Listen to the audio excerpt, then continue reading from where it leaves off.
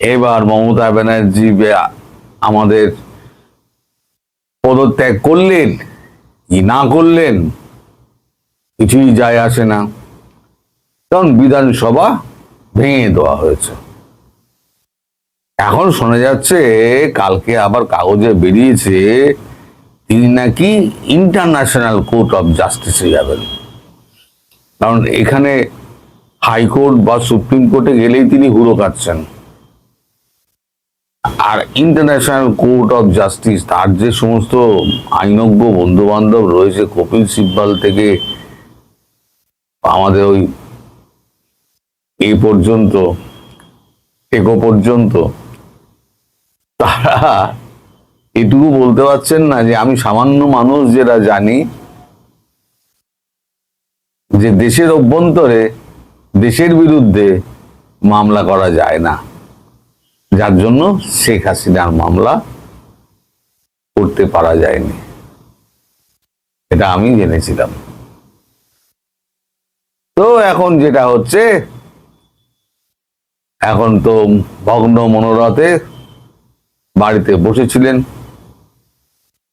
এখন উনি ইতিউতি ঘুরে বেড়াচ্ছেন। কালকে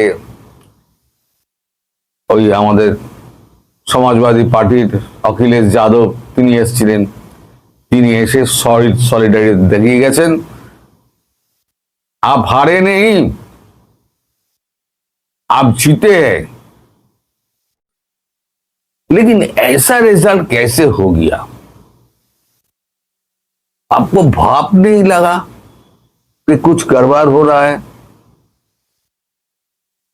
तो ममता दीदी ने बोला 3 चुड़ैल है हमारे अंदर में, ये 3 चुड़ैल हमको हरा दिया।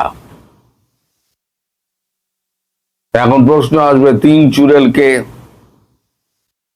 এখন সরাসরি নাম বলা যাবে না, বিশেষ করে মহিলা, তাদের যদি নাম টাম বলি তাহলে আবার মামলা খেতে হতে পারে। দিনকাল তো ভালো নয়। এখন আমার যদি বিরুদ্ধে যদি দিল্লি হাইকোর্টে এখন মামলা চলে, তাহলে আমার যা রোজগার আছে এই পড়িয়ে টড়িয়ে কষ্ট করে সে তো বন্ধ হয়ে যাবে পড়ানো, আর ইউটিউবও করা হবে না, আমার শুধু দিল্লি আর কলকাতা ছুটতে হবে। তাদের মধ্যে হিন্ট দিতে পারি, একজন হচ্ছে রাজ্যসভার মেম্বার, একজন হচ্ছেন লোকসভার মেম্বার, যিনি হৃদয়ে মদিনা আঁখোं में কাবা যিনি বলতেন, যিনি আবার শিবলিঙ্গের ওপরে কিছু একটা পড়িয়েছিলেন, তিনি, এবং যার ক্রিকেটার বাবা, তার স্বনামধন্য সাংবাদিক, তার যে বউ, তিনিও, এই 3 জন, একজনের আবার এর মধ্যে রাজ্যসভায় যিনি আছেন তিনি আবার কুত্তা খুব ভালোবাসেন, কুকুর খুব ভালোবাসেন, কুত্তা বলা ঠিক হবে না, কুকুর প্রাণীটি তিনি খুব ভালোবাসেন। এবার আপনারা বুঝে নিন তারা কারা। দর্শক যথেষ্ট বুদ্ধিমান। এখন মমতা ব্যানার্জি যদি এখন ভাবেন যে আমি इंटरनेशनल कोर्ट ऑफ जस्टिस गিয়ে আমি জাস্টিস চাইবো, আপনি তো খারিজি হয়ে গেছেন। आपका सत्ता तो गया, आप अभी एक्स चीफ मिनिस्टर है। এখন 2 দিনের জন্য এখন রাষ্ট্রপতি শাসন ফাসন কিছু একটা হবে, যেটা আমি বলেছিলাম, কারণ কারোর হাতে তো ক্ষমতাটা যাবে, তারপরে ক্ষমতার পরিবর্তন হবে, অথবা যে এখন মুখ্য সচিব আছেন তিনি এখন সরকার চালাবেন, দুটোর একটা হতে পারে, কিন্তু কি হবে সেটা এখনো পর্যন্ত আমি জানতে পারিনি। কিন্তু নোটিশ দিয়ে তাকে যে খারিজ করে দেওয়া হয়েছে কালকে রাত্রি 7 তারিখ, কালকে ছিল রাত্রি 12টার পর নিয়ম অনুযায়ী, সাংবিধানিক নিয়ম অনুযায়ী তাকে খারিজ করে দেওয়া হয়েছে। এখন একটা অদ্ভুত ঘটনা ঘটেছে আমাদের দেশে, আমাদের রাজ্যে। আমাদের রাজ্যে আগে 5 ওয়াক্ত না, তাতস্বরে সমস্ত আজানের মাইক বাজত, কোন রকম নির্দেশ ছাড়াই, কোন রকম আদেশ ছাড়াই বিভিন্ন এলাকায় আজানের মাইক কিন্তু আর শোনা যাচ্ছে না। আমার এলাকা তো নয়, এই জিনিসটা আমি প্রথম খেয়াল করিনি। এটি আমার স্ত্রী মনে করালেন, তুমি কি গত 2 দিন ধরে শুনেছ? না, আমি তো শুনিনি। কারণ ওই সময় 5টার সময় তো আমি বসে চা খাই, ঠিক 4:45টায় আজানটা হয়। আগে তো লম্বা লম্বা চোঙা লাগিয়ে সমস্ত আজান হতো, এখন তো আর আজান হয় না। শুনেছি যে মেটিয়াবুরুজের ভেতরে কিছু কিছু ওয়ার্ডের মুসলিম ভোট বিজেপির দিকে গেছে, যার জন্য ফিরহাদ হাকিমের মার্জিন কিছুটা কমেছে। যদিও বিজেপি জিততে পারেনি, কিন্তু পরের বারে হয়তো হিন্দুরা আরো বেশি ভোট দেবে। আর এই যে যত আপনার বাংলাদেশি আছে, তাদেরকে তাড়ানোর ব্যাপারে সরকার যে সচেষ্ট ভূমিকা নিয়েছে, এবং মন্দির জয়সওয়াল কালকে যে স্টেটমেন্ট দিয়েছেন যে প্রত্যেকটি বাংলাদেশিকে চিহ্নিত করে ওপারে পাঠিয়ে দেওয়া হবে, যেটা আমি বলেছিলাম। গভর্নমেন্টটা ফর্ম হয়ে যাক, তারপর এসআইআর এ যারা ধরা পড়েছে তাদের এক এক করে বাংলাদেশে পার করা হবে। বাংলাদেশ সরকার যদি মানে কি বলে, তাদেরকে ভালোভাবে নেয়, যদি স্বীকার করে নেয় তাহলে ভালো, আর না হলে পরে অন্য পথ দেখানোর জন্য ভারতবর্ষের কাছে অনেক রাস্তা খোলা আছে। এই হলো সামগ্রিক অবস্থা। তবে সন্ধ্যের সময় আমি আপনাদের একটা বড় খবর দেব। আমি যে কথাগুলো বলছিলাম না, সেই কথাগুলো কাগজেই বেরিয়েছে, এবং কাগজে যেটা বেরোয়নি আগামী কদিন বাদে বেরোবে, সেই খবরটা আমি সন্ধ্যেবেলা দেবো। যদি কেউ মনে করে যে আমি কি রেজিগনেশন দিতে হবে, নো, নট দ্যাট। আমরা তো হারিয়ে নিয়ে যাব। হারলে আমি যদি শপথ নিতে যেতাম তাহলে আমি রেজিগনেশনটা করতাম। এখন তো কোয়েশ্চেন ডাজন্ট অ্যারাইজ। জোর করে দখল করে যদি কেউ মনে করে যে আমি কি রেজিগনেশন দিতে হবে, no, not that. Now also I want to say that we didn't lose the election. It is their forceful attempt to defeat us. Officially, they may, through election commission, can defeat us. But morally, I am telling you that we won the election. তবে যে ভিডিওটি দেখালাম, আমাদের মহামান্না প্রাক্তন যিনি প্রাণী মুখ্যমন্ত্রী, তার ভিডিওটা এই কারণে দেখালাম যে বেইজ্জতির আর বাকি কি রইল। কালকে তো সরকারিভাবে নোটিফিকেশন জারি হয়ে গেছে, গেজেট প্রকাশিত হয়ে গেছে। এই যে গেজেটের কপি আপনাদের সামনে আমি তুলে দিলাম। ক্লোজ আপ করে, স্টিল করে ক্লোজ আপ করে ভালো করে দেখে নিন। 7 তারিখ থেকে ওনার চাকরি গেছে। এই বেইজ্জতিটার কি খুব দরকার ছিল? বেইজ্জতের কোনো দরকার ছিল না।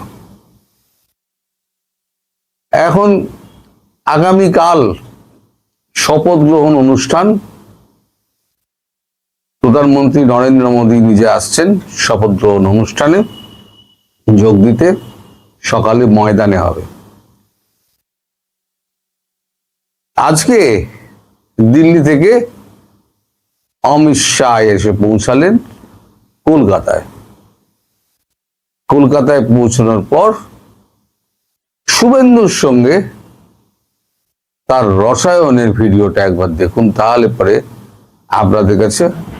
এর আগে গতকালকে রাত্রিবেলা তিনি দেখা করেছিলেন আমাদের রাজ্যপাল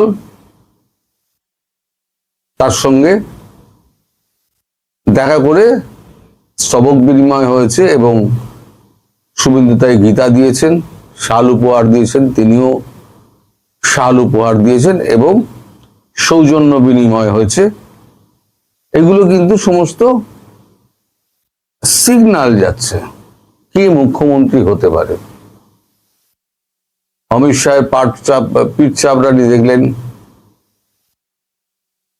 তারপর এবার একটু ওই ভিডিওটা দেখে নিন যেখানে রাজ্যপালের সঙ্গে উনি দেখা করছেন।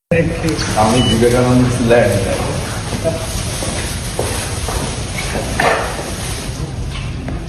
yesterday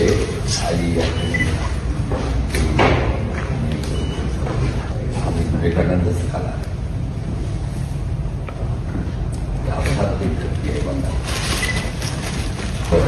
गीता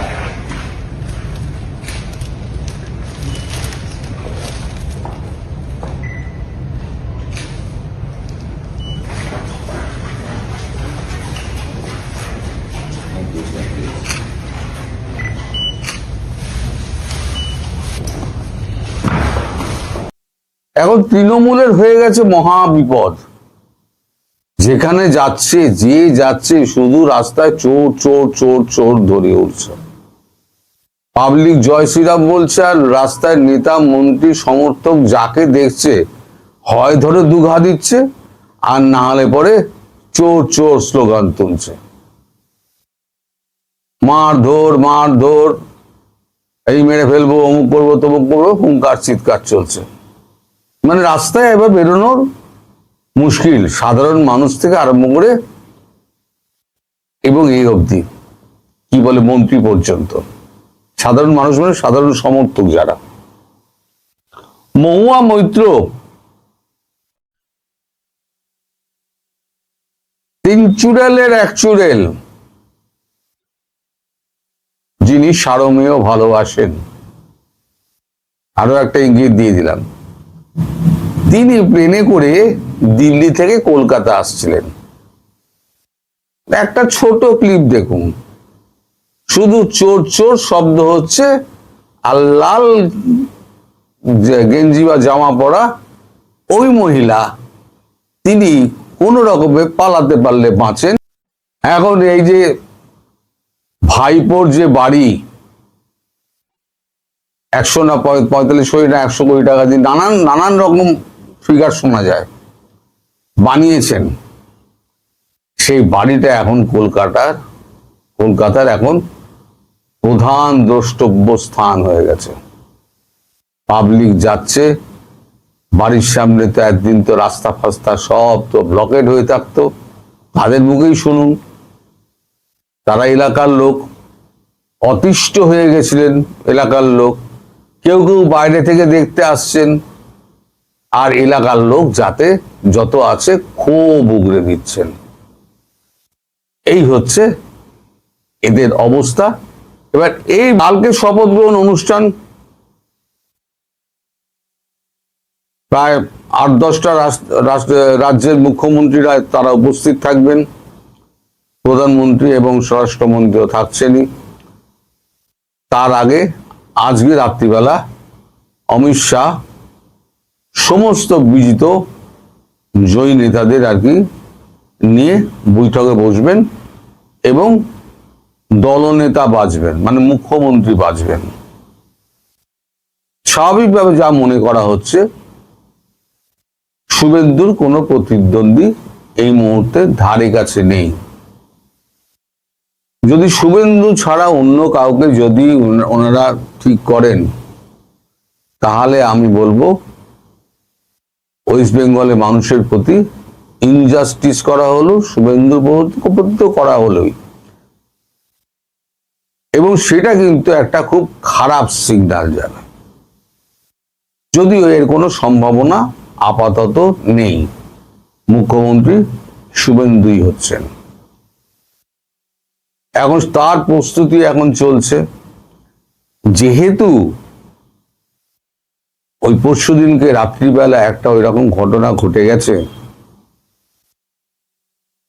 অমিতের মানে ওপরে যে আক্রমণটা হয়েছে, সেই আক্রমণের পরিপ্রেক্ষিতে বোঝা যাচ্ছে ইন্টেলিজেন্স যা বলছে, আমি যে খবরটা মনে করেছিলাম আজকে করব, সেই খবরটার থেকে এই খবরটা অনেক গুরুত্বপূর্ণ বলে আজকে এই খবরটা বললাম। কাল পরশু আমি ওই মমতা বন্দ্যোপাধ্যায় ভান্ডাফোড় করব, বাংলাদেশের সঙ্গে ভারতবর্ষকে মিলানোর যে প্ল্যানটা, এই প্ল্যানের সবটাই কিন্তু তথ্য প্রমাণাদি আমার হাতে আছে। আমি বলেছি না ইউনূসকে কি কেচেছি, আমি মমতা বন্দ্যোপাধ্যায়কে ধোপা কাছা কাচবো। এখন কালকের এই শপথ গ্রহণ অনুষ্ঠানটা হয়ে যাক, ভালোই ভালোই সরকারটা গঠন হয়ে যাক, সরকার থিতু হোক, তার আগে উত্তপ্ত করে লাভ নেই। ফলে আমি একটু ভিডিওটা একটুখানি করাটা একটু ডেফার করে দিলাম অনেকেরই পরামর্শে। আমাকেও ভিডিও করার আগে অনেকের পরামর্শ নিতে হয়, তা তাদেরই পরামর্শে আমি একটুখানি পিছিয়ে দিলাম, কিন্তু করবো তো বটেই। তথ্য প্রমাণাদি যখন হাতে আছে করবো তো বটেই। তো আপনারা কালকে সবাই শপথ গ্রহণ অনুষ্ঠানটি দেখুন। আর প্রথমে যার ভিডিও ক্লিপিংস দেখালাম তিনি এবং গালে লবেঞ্চুস ঠুসে এবার বসে থাকুন। তার আর মেকআপ করার রোজ লোক আর বাড়িতে আসবে না, বাড়ির সামনে সিকিউরিটি কেউ নেই, কাক বারান্দার মধ্যে ঘুরে বেড়াচ্ছে, পায়রা হেগে দিয়ে চলে যাচ্ছে, আম পাতা পড়ে পড়ে উঠোন একেবারে নোংরা হয়ে যাচ্ছে, ঝাড় দেওয়ার লোক নেই। কর্পোরেশনের লোক এখন নিয়মিত আসছে, যেহেতু ববি হাকিম রয়েছে। ধীরে ধীরে দেখবেন এগুলো সবই কমে যাবে। তিনি আবার পূর্বের মতো ওই ইটের পাঁজার উপরে বসে বসে আবার বিকেলে চা আর পেছনে পচা খালের গন্ধ উপভোগ করবেন। আপাতত আগামীকাল এই শপথ গ্রহণ অনুষ্ঠানটার জন্য আমরা সবাই অপেক্ষা করছি, আপনারাও অপেক্ষা করুন। সবাই ভালো থাকবেন, সুস্থ থাকবেন এবং সাবধানে